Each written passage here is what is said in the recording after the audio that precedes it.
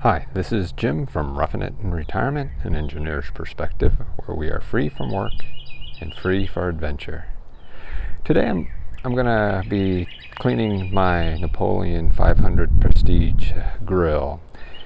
And the reason I'm doing this video is that I'm a heavy user of a grill, and for the last 20 years I've been using these $200-$300 grills that you find at the big box stores, and they seem to only last a couple years. About 2 years ago I bought a Napoleon grill, and one of the reasons I bought it is because it uses a 304 stainless steel, which has a lot more nickel and chromium, which makes it corrosion resistant and heat resistant. So what I'd like to see after 2 years of heavy use is the burners and the grates and the flavor bars, are they still in good condition?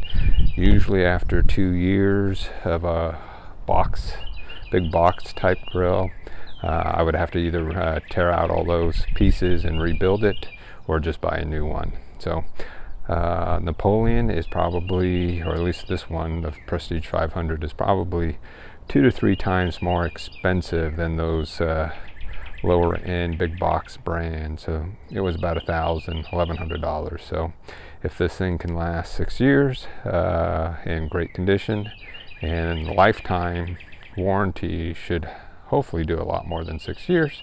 So let's see how this looks. Okay, here's the Napoleon Prestige 500. I've had it for about 2 years, and every spring I do a thorough cleaning, and after 2 years of using a big box grill, it would be pretty much all rusted out inside.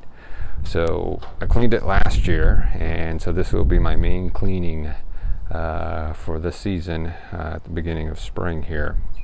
Now, one of the things I will want to show you is that a 304 stainless is not magnetic. So I got a little magnet here, and we can see what part. So that doesn't stick, so that tells me that's 304.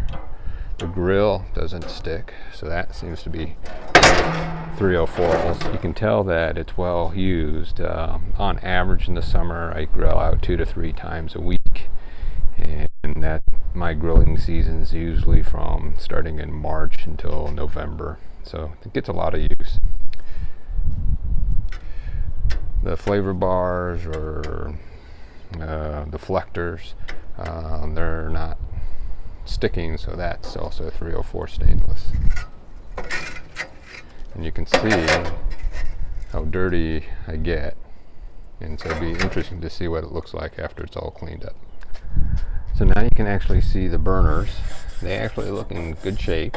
I'll go ahead and just kind of wipe them down. I'm not going to take them out, but we'll clean all this stuff here. As you can see, I got a lot of debris from the last year. So it's not sticking, so that's good. Let's see, the fronts don't stick. Seems to stick at the top and the side here, so this is probably 403 stainless, and that's what a lot of these big box grills are made out of, and seem to corrode quite quickly. The back panel seems to be also magnetic. The side panels there are also magnetic. To clean the bars here, I just use a little putty knife, and then just soak it in some water, and that's with dishwasher soap, so nothing really special or anything, but I'll do that for each one. And then I have a little sponge that'll scrape the undersides after it's soaked. So nothing fancy in cleaning, it's just going to take a little elbow grease, but you can definitely tell what everything looks like before I clean it. Okay, so we have cleaned the grills, and if you look closely, I was able to get it to the bare metal on certain areas. I didn't want to get it completely, but definitely believe that I see no pitting or rusting. On the back side, you can see the same, that even though I didn't get it as clean, it is still no rust or pitting. Now if I look at the deflection bars, even though they are discolored, again, I don't see any telltale sign of definitive rust, corrosion, or pitting, so that's good. And then finally inside, looking at the burners, they all look extremely clean. I don't see any type of corrosions. The only thing that worries me inside here is I know when I've rebuilt the cheap grills that these screws basically rust together. They look pretty in pretty good condition, so if the burners ever need to be replaced, I'll have to see how well those screws come out. In the past, I sometimes would have to drill out the screws, but overall the lining looks very good. So even though it does look well used, I do not see any detrimental looks of any kind of corrosion in the burner holes or rust. So overall, I think it's been pretty good.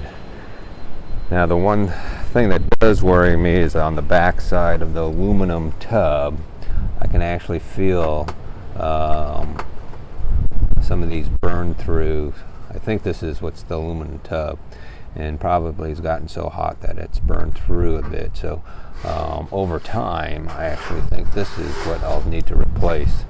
So since it's aluminum, I don't think there's any rust, but just need to keep an eye on it. It's pretty thin, but I also believe this hopefully would be one of the cheaper things to replace. So again, this is the aluminum tub, and it looks like it's in good condition, though this probably has the most pitting that I see, and it could just be due to the intense heat or some of the sauces, the acidic part of the sauces. So and it kind of has burned through all the way through the aluminum. It's not a hole or anything, but it is of little concern that over time that holes may form. So this is probably the one thing I need to keep an eye on as the years go on. So after 2 years, I'm very impressed of how well it's held up. Normally, when I had to rebuild these, the burners would have to be rebuilt. Like I said, the screws that hold the burners would be so rusted together, I'd have to drill them out. The grill itself, if it was a porcelain grill, I've lost most of the porcelain. It's eating into the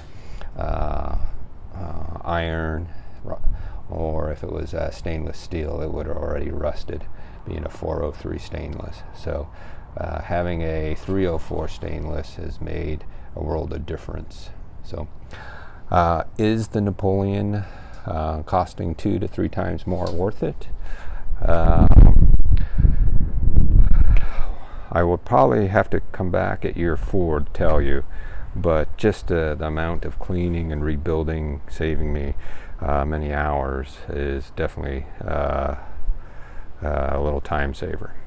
So my gut feeling with the ware I've used, if I use it 2 to 3 times a week, that means over the 9 months I probably use it 80-90 times. So probably in the last 2 years, close to 200 good grilling cycles.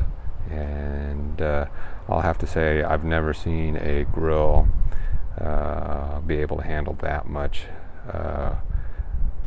usage without a significant wear and tear. So was buying the Napoleon worth it? I definitely think it was. Obviously, you can get a really high-end grill for $10,000, but for me, going from $300, $400 grill to $1,000 was a big stretch. So I'm very happy with this purchase, and I will continue to use it and see how well it works in a couple years.